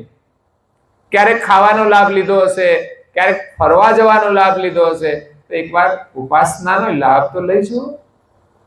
પણ આ તો બહેનો બેસે, ભાઈઓ વળી બહાર ફરતા હોય, છોકરા વળી ક્યાં હોય ખબર ના હોય. તો અઠવાડિયામાં એક વાર આ કામ કરવું જોઈએ. તો આવા જે નેમીના નિયમ છે, એ જ નિયમ આ વર્ષે મેં એક પત્રક બનાવ્યું છે, તમને આપીશું. તો એમાંથી જોઈને પછી આપણે નિયમ જે દીક્ષિત હોય બધાએ જોડાવા પ્રયાસ કરવો જોઈએ, જાગૃત થવું જોઈએ કે ચાલો એક વર્ષ માટે આપણે શું વધારે કરી શકીએ. નવરા બેઠા સમય જાય છે તો ગ્રંથનું વાંચન, જો શિક્ષિત હોય તો અવશ્ય એમને કરવું જોઈએ. ઘરમાં એક વ્યક્તિ કરે અને બીજા લોકો પણ એની સાથે જોડાય. 15 મિનિટ જ કરો, ચાલો 2 પેજ વાંચજો, એનું પરિણામ આવશે. ક્રિયા તો કરવી પડશે. જે નથી ભણેલા એ સાંભળી તો શકે છે ને, સમજાય નહીં તો કઈ નહીં, પણ સાંભળવાનો આજે પ્રયાસ કરશું ને ત્યારે બીજા જન્મે ભગવાન સમજણ આપશે કે આણે ગયા જન્મમાં મહેનત કરી છે, તો મારે સમજણ આપવી પડશે હવે. અને આવે છે સમજણ. નાનું બાળક બાલ મંદિરમાં જાય ને એને કઈ સમજણ ના હોય, 1 શું કહેવાય 5 શું કહેવાય, પણ સમય જાય છે એ જતા જ રહે છે. બાળકો રોજે જાય છે તો વર્ષે 2 વર્ષે 5 વર્ષે તો એને સમજણ આવે છે કે નહીં, આને 5 કહેવાય અને 10 કહેવાય. તો આ એક જન્મનો આપણો પુરુષાર્થ, બીજા જન્મ, ત્રીજા જન્મ, 5મા જન્મે કંઈક તો ખબર પડશે ને. અને 10મા જન્મે તો તમે બોર્ડની પરીક્ષામાં આવી જશો, બધી સમજણ પડશે. એવી જ આ પ્રક્રિયા છે, યાદ રાખજો, ધીમી ગતિએ ચાલનારી. તો શરૂઆત તો આપણે કરવી પડશે ને એમાં જોડાવવું પડશે. તો ગ્રંથનું વાંચન બહુ જ મહત્વપૂર્ણ છે. હું તો કહું છું ઘરમાં એક વ્યક્તિ કરે, રોજ સંભવ ના હોય તો અઠવાડિયામાં એકવાર કરો, ચાલો અડધો કલાક અઠવાડિયામાં એકવાર ટાઈમ કાઢો. વર્ષમાં ઘણા બધા વખત થઈ જશે, ઘણું બધું વાંચન થશે, ઘણા બધા સારા વિચારો મળશે, પરમ ગુરુની વાણી સાંભળવા મળે, આપણા કાન પવિત્ર થઈ જાય. કોઈ બોલે તો એને વાણી પવિત્ર થઈ જાય, રોમ રોમ પવિત્ર થાય છે. આ વાણી કોઈ સામાન્ય નથી. પરમ ગુરુએ ઉચ્ચારેલી વાણી આપણા મુખમાંથી નીકળે, આપણું અહોભાગ્ય કહેવાય. આપણા કાનથી સાંભળી આપણું અહોભાગ્ય કહેવાય. એટલે ઘેર બેઠા પણ આપણે કરવું પડશે. સાધના તો એક દિવસ એકલા જ કરવાની છે. આ તો એક જાગૃતિનો પુરુષાર્થ છે સમૂહમાં, પણ સાધના એકલા જ કરવાની છે. એવું નહીં અમારી હંગાથે કોઈ આવે તો અમે કરીએ. ભજનમાં તો હંગાત જોઈએ, પણ આ માર્ગે સંગાથની જરૂર નથી. શરૂઆતમાં માણસ નિર્બળ હોય ત્યારે સંગાથ જોઈએ. બાળ મંદિરમાં બાળક જાય ને ત્યારે માતા મૂકવા જાય, એ હંગાત જોઈએ. પણ પછી તો એ બાળક એની જાતે જતું થઈ જાય છે, બીજા બાળક જોડે જતું થઈ જાય છે, મોટા બાળક જોડે. એવી જ રીતે સાધનાના માર્ગે આપણે આગળ વધવાનું છે. એક વર્ષ માટે વિશેષ સંકલ્પ કરી અને પ્રયાસ કરજો. તો આજે આપણે પરમ ગુરુનો 4 વર્ષ થયા છે ને, 5મું વર્ષ શરૂ થયા, એટલે 5મો પાટોત્સવ આમ તો ગણાય. એટલે 5 વર્ષ 5મો પાટોત્સવ કહેવાય, પંચમ પાટોત્સવ. એ માટે પણ તમારા માટે મહત્વપૂર્ણ છે. 5, 10, 15, 20 આ વર્ષ મહત્વપૂર્ણ કહેવાય. તો તમારે એ પણ સંજોગ છે, 1 વર્ષ તમે કરો ને આપણે સરસ રીતે પછી પૂર્ણાહુતિ કરશું. અને એમાં કંઈક જાગરણ થવું જોઈએ, આપણે ગૌરવ થાય કે આ વર્ષમાં આપણે આટલું કર્યું છે. તિલક તો કોઈ ના છોડે, જે ના આવડે બીજાને કરાવી લે. બીજાની પાસે એક ગાડી પણ નંબર પ્લેટ વગરની હોવી જોઈએ. પરમ ગુરુની દીક્ષા લીધી હોય તો પછી તિલક સવારે તો થઈ જવું જોઈએ. પછી કામકાજમાં તાપમાં તમે ફરતા હો ને જતું રહે તો વસ્તુ અલગ છે. એકવાર નિયમ લો કે અમે સવારે તો કરીશું. મંત્રનો જપ તમને વધારે ન આવડે ને તો 11 વખત કરો, ચાલો, એટલો એક નિયમ કહેવાય. બિલકુલ ના કરતા હોય ને તો કોઈ વિશેષ સમય હોય, સમજણ હોય, 1 માળા કરે, 1 માળા કરતો 2 માળા કરે. પૈસા જેટલા આપે એટલા આપણે મંજૂર હોય તો પછી માળાઓ કેમ આપણે વધારે થાય તો મંજૂર નથી? 1-2 કરીએ કેમ સંતોષ રાખો છો ભાઈ? તો એવો સંતોષ સંપત્તિમાં પણ હોવો જોઈએ કે બસ આપણે જેટલા મળ્યા એમાં સંતોષ. પણ એમાં તો કોઈને સંતોષ નથી, પૂર્ણ વિરામ નથી. તો ભજનમાં પૂર્ણ વિરામ ના હોવો જોઈએ. પણ આપણે તો પરમ ગુરુની આજ્ઞા છે ત્યાં સુધી પહોંચવાનું છે. તો આપણે બધા સાથે મળીને કરશું તો બાળકોની અંદર પરંપરામાં સંસ્કાર આવી જશે. બાળકો સાથે થોડી પરચાઓની વાત કરો તમે. અમે ચોપડા છાપ્યા ને, મેં 1 પરચો છે, ગયા વર્ષનો ચોપડો છે તો એમાં 1 પરચો છે, તમે પૂઠા સાચવી રાખજો એક ફાઇલમાં. 1 પરચાની બુક હશે. આ વખતે મેં ફોટો એ સાથે મૂકીએ છીએ, જે પરચો એનો ફોટો. અત્યારે AI આવ્યું ને એટલે હવે પરચા બધા ફોટા બની જાય. નહીં તો પેન્ટિંગ કરાવવા ઘણા મોંઘા થઈ જાય છે. હું વિચાર કરતો હતો મારા બધા ફોટાના પરચા મૂકો, પણ કેમ મૂકીશ? પણ હવે સહેલું થઈ ગયું છે એટલે મૂકી શકાય છે. એટલે આ ચોપડો છે ને, એમાં જે વસ્તુ આવી આપણા ઘરમાં તો આપણે વિચારવાનો કે આપણા ઘરમાં એનું સ્મરણ થવું જોઈએ કે આમાં શું આવ્યું છે. માત્ર બાળકોને લખવાનું છે એ તો છે જ, પણ એ સિવાય અમારું કોઈ ધ્યેય હોય છે કે આના માધ્યમથી પણ પરમ ગુરુનો સંદેશ બાળક સુધી પહોંચે. તો તમારે તમારા બાળકને જાગૃત કરવું જોઈએ ચોપડામાં રહેલી વસ્તુમાંથી. તો આ એક સાહિત્ય છે, 1 પરચો મૂક્યો છે પરમ ગુરુનો. તો અવશ્ય એનો અભ્યાસ કરજો અને બધા સહયોગ આપજો. પરમ ગુરુના આશીર્વાદ છે, શુભકામનાઓ છે. તમારી અંદર વિશેષ ને વિશેષ જાગૃતિ રહે. છગનપુરા ગામ એક ભાગ્યશાળી ગામ છે. આખું ગામ આપણું સેવક છે. પરમ ગુરુના આશીર્વાદ છે અને વાસતી મહારાજશ્રીના પણ આશીર્વાદ. એની પણ મહેનત ઘણી બધી છે. એમણે જ્ઞાન દ્વારા લોકોની અંદર જાગરણ સારું કર્યું છે અને 2 મંદિરનું નિર્માણ થયું. એટલે હવે આપણે લાભ લેવાનો છે. બસ નેમી બનીને. પરમ ગુરુના ખૂબ આશીર્વાદ છે. નાનદાજી મહારાજ શ્રી ગુરુ મહિમાની અંદર આપણને ખૂબ આશીર્વાદ આપે છે. બસ ગુરુ મહિમાનો પાઠ કરજો. પૂર્ણિમાના દિવસે તો અવશ્ય આપણા ઘરમાં ગુરુ મહિમાનો પાઠ બધા ઘરમાં થાય છે કે નહીં? તમે જાગૃતિ લાવો. કોના ઘરમાં કેમ નથી થતો તો ત્યાં કોઈને વાંચતા આવડતું હોય તો કરાવવું જોઈએ, પ્રેરણા આપવી જોઈએ. તો જેના ઘરમાં ન કરો તો મંદિરમાં આવીને કરો. મંદિરમાં જે ઉપાસના થતી હોય ત્યાં જોડે આવીને બેસશો તો થઈ જશે. તો આ સાથે અહીંયા તમે બધા સમૂહ આરતીનું આયોજન કર્યું છે. ખૂબ ખૂબ ધન્યવાદ છે. પરમ ગુરુના ખૂબ આશીર્વાદ. તમને આવા કાર્યક્રમો કરવાની પણ ખૂબ શક્તિ આપે, ભક્તિ આપે એવી પરમ ગુરુના શરણમાં પ્રાર્થના સાથે અહીંયા મારી વાણીને વિરામ આપું છું. અસ્તુ સત કેવલ સાહેબ.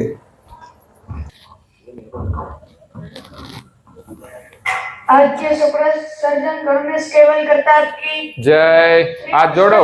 महाराज की जय. परम गुरु स्मित करुणा सागर महाराज की जय. पूज्य श्री नारायण जी महाराज की जय. श्री सब कुबेराचार्य महाराज की जय.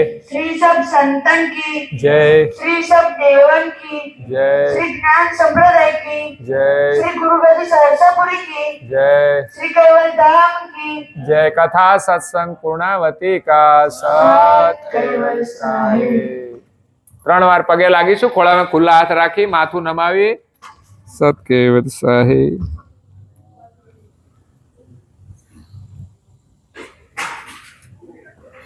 કેવલ હંસો સત કેવલ સાહેબ. બોલો જો બધા. આજુબાજુ બેઠા છે એને પ્રેમથી કહેજો સત કેવલ સાહેબ.